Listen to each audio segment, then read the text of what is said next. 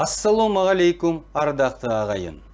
Қазақ халқының шын мәнінде қандай батыр халық болғанын дәлелдеген тарихи сәттердің бірі 1941-1945 жылғы соғыс. Қазіргі таңда осы соғыс жайлы түрлі пікірлер айтылуда. Алайда ақиқаты тура осы қанды соғыста қазақ халқының ұл-қыздары өздерінің қандай батыр екенін тағы да бір мәрте дәлелдеді. Мысалы қарап көрсек, осы соғыста Кеңес одағының батыры атағын алған ұлттардың арасында қазақ халқы даңқты 6-шы орында тұр. Әрине бұл сандарды толықтай шынайы деуге келмейді. Себебі Кеңес одағының батыр атағын беру кезінде Мәскеу ұсынылып отырған адамның ұлтына міндетті түрде қарап отырған. Осының арқасында қаншама қазақтың батырлары өздеріне лайықты атаққа қол жеткізе алмай кетті. Бірақ осындай кемсіту саясатына қарамастан, батыр атағын 2 мәрте алған жалғыз Талғат Бигелдинов екенін білсек, ал қыздар тарапынан бүкіл Азия елдерінің арасында батыр атағын алған 3 қыздың екеуі қазақ екенін ескерсек, яғни қазақ осы соғыста өзінің қандай батыр екенін күллі Кеңес одағына мойындатты. Мұндай тарихпен біз әрине мақтануымыз қажет. Сонымен қатар, сол кемсіту саясатының құрбаны болған батырларымыз да өзіміздің назарымыздан тыс қалмауы қажет.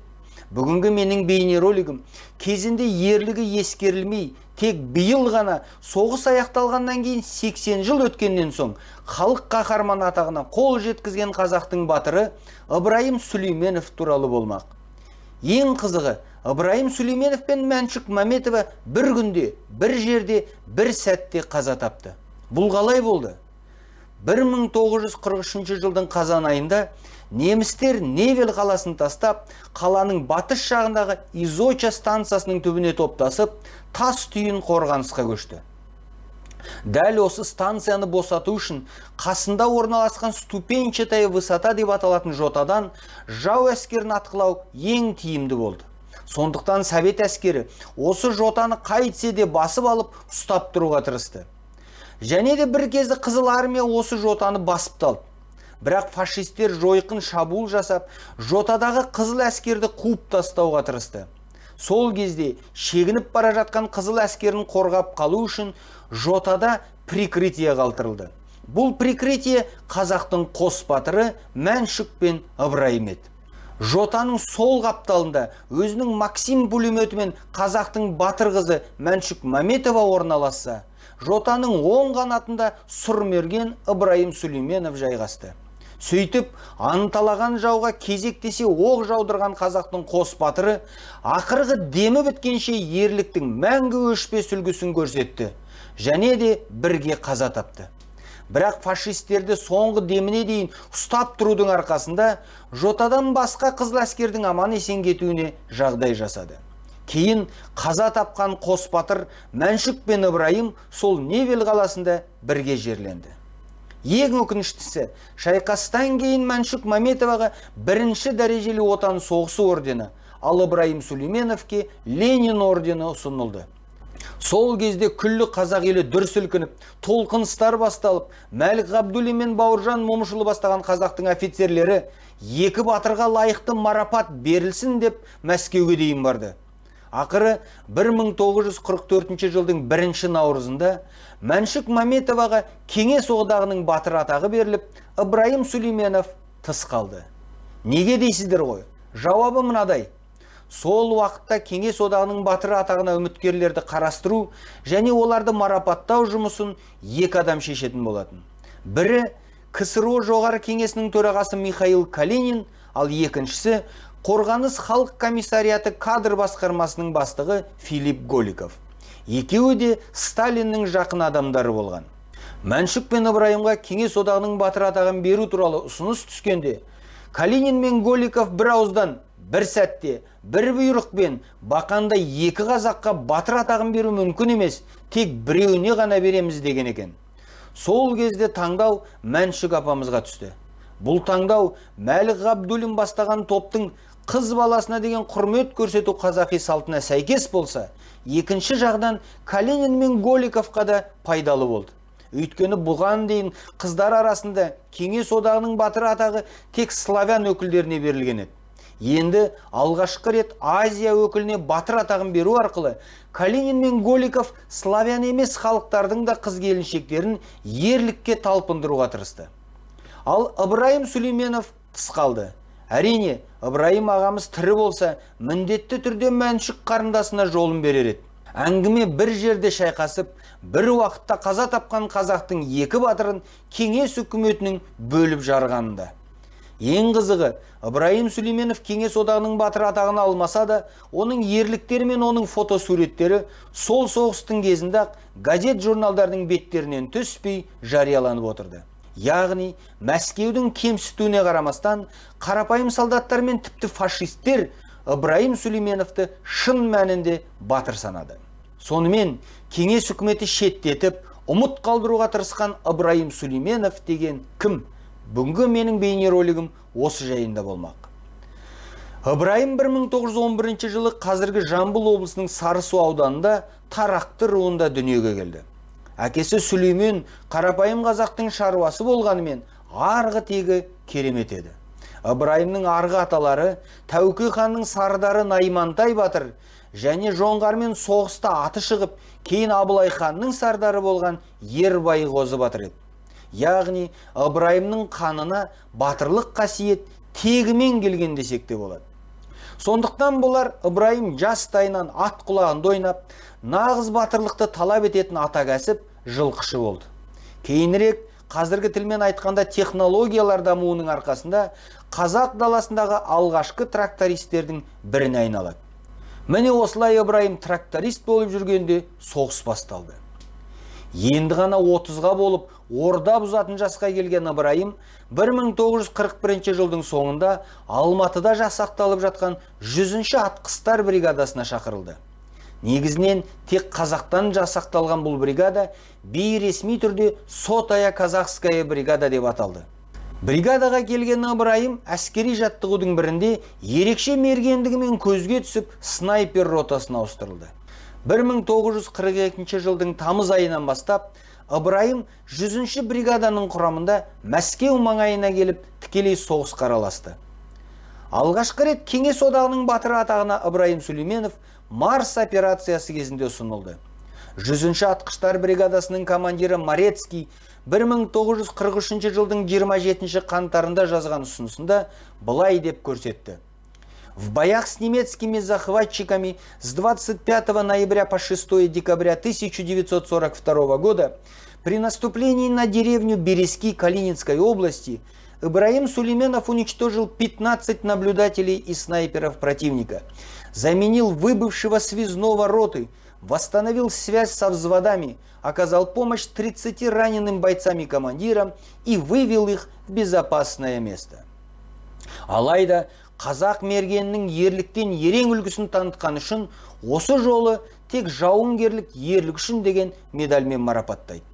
Келесі жолы Ыбырайым Сүлейменов кеңес одағының батыры атағына Великий Луки қаласы үшін болған шайқаста көрсеткен ерлік үшін ұсынылды. Сол баяғы 100-ші атқыштар бригадасының командирі Морецкий былай деп жазды. Красноармеец-снайпер Сүлейменов в районе боев Молодой Тут Калининской области действовал отлично. За период с 25 ноября 1942 года по 5 декабря 1942 года уничтожил 42 гитлеровца.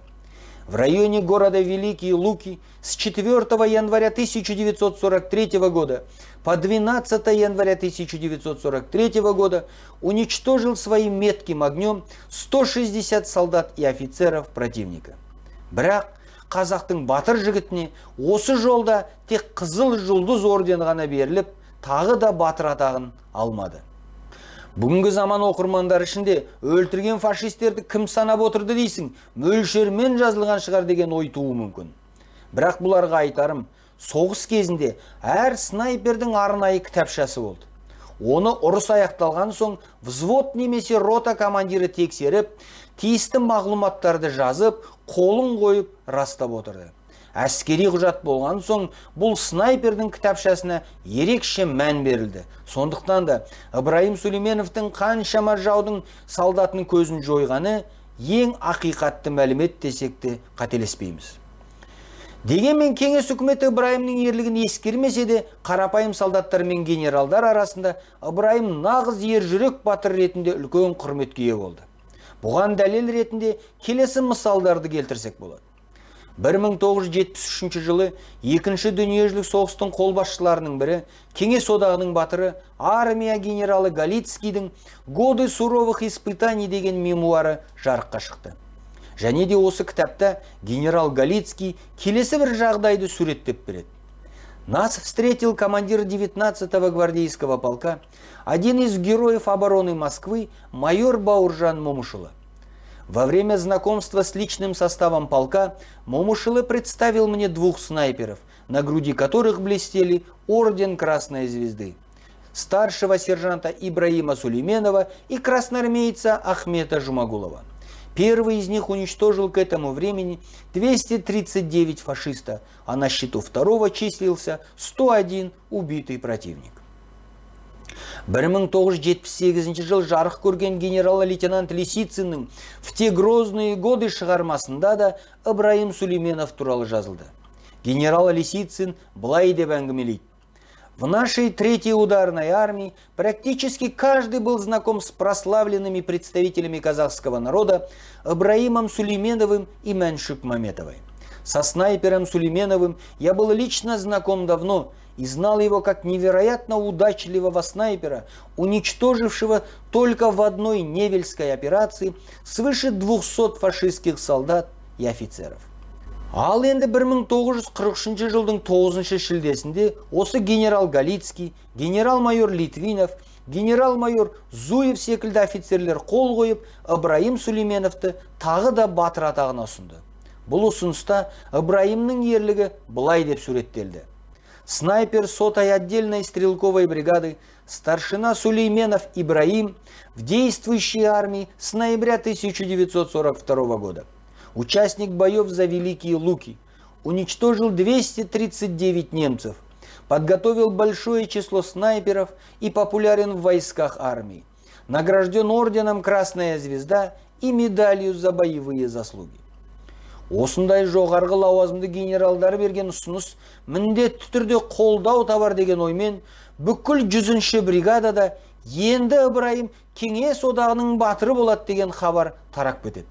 Тіпті бұл хабар сонау алыстағы қазақ еліне дейін жетіп, қазақтың Жамбыл, Балтабай Адамбаев, Қасым Шәріпов, Әзілхан Нұршайықов секілді ақын жазушылары Ыбырайымға өз өлеңдерін арнап, облыс басшылары қазақи дәстүрмен батырдың ата-анасын құттықтап, көптеген елді мекендерде түрлі митингтер өткізіліп, жерлестері Ыбырайым батырға мақтанышқа толы хат жаза бастайды. Алайда қазақтың батыр ұлы осы жолы да тасадан қалып, ел тілегі орындалмады. Сол кезде Калинин майданның қолбасшысы болған Еременко және оның кеңесшісі, кейін Сталиннің орынбасары болған генерал-лейтенант Леонов өздерінің бұл ұсынысқа «Достоин награждения орденом Ленина» деп виза қойып, батыр атағын беру тоқтатылды. Бірақ өзінің Кеңес одағы батыр атағын алмағанын, оның орнына тек Ленин орденімен марапатталғанын Ыбырайым Сулейменов естіп үлгермеді. Себебі басталып кеткен қанды Невель операциясына қатысып, Мәншүкпен бірге қаза тапты. Ең өкініштісі, Ыбырайым Сулейменов сонау 1943 жылдың шілдесінде алу керек болған Ленин орденін тек қаза тапқаннан кейін 1944 жылы 4 маусымында ғана алды. Яғни, өлім аузында жасалған Ыбырайымның ерлігі Кеңес үкімет тарапынан мүлдем ескерусіз қалды десек те болады. Міне, 14 айдың ішінде 289 фашистің көзін жойып үлгерген сұрмерген Ыбырайым Сулейменовтың өмірі осындай болды. Ең соңында айтарым, менің ойымша, Ыбырайым Сулейменовтың 3 рет батыр атағына ұсынылса да, сол атаққа қол жеткізбегеннің тағы да бір жасырын себебі бар. Ол Ыбырайымның ұлтжандығы, ұлтшылдығы. Мысалы, 1958 жылы жарық көрген «Битва за Москву» жинағында генерал Лисициннің келесі сөздері бар: «В районе города Великие Луки было организовано собрание всех снайперов нашей армии. И на этом собрании выступил именитый снайпер Ибраим Сулейменов, который сказал следующие слова: «Почему я защищал Москву? Я казах. мой Казахстан находится далеко от Москвы. Но я понял следующее. Если не остановить этого кровавого врага под Москвой, то он обязательно дойдет до моего родного Казахстана. Поэтому я буду бить этого врага, чтобы он не дошел до моей родной казахской земли. Яғни, бұл жерден біз нені көреміз? Бүкіл қызыл армиясы за Ленина, за Сталина, за Москву, за Россию деп ұрандатып жатқанда, қазақтың батыл ұлы Ыбырайым өзінің туған қазақ елі, қасиетті қазақ жер үшін шайқасты.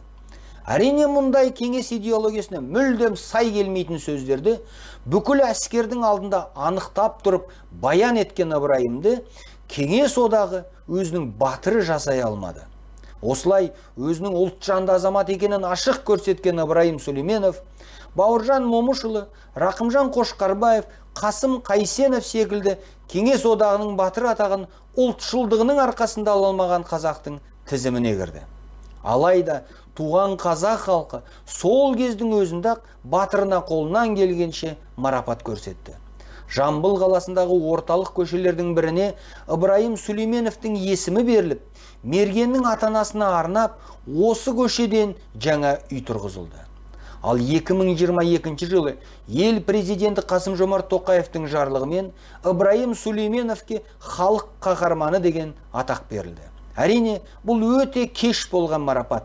Бірақ ештен кеш жақсы демекші, қазіргі Қазақстан Ыбырайым Сүлейменов сонау қанды майданда кеңес одағы, Сталин, Ленин үшін емес, өзінің туған топырағына фашистерді жібермеу үшін ерлікпен шайқасқанын білуіміз қажет. Сондықтан да осы бейнероликті таратайық ағайын. Бүкіл қазақ халқы Ыбырайым Сүлейменов деген батырымыздың есімін білсін.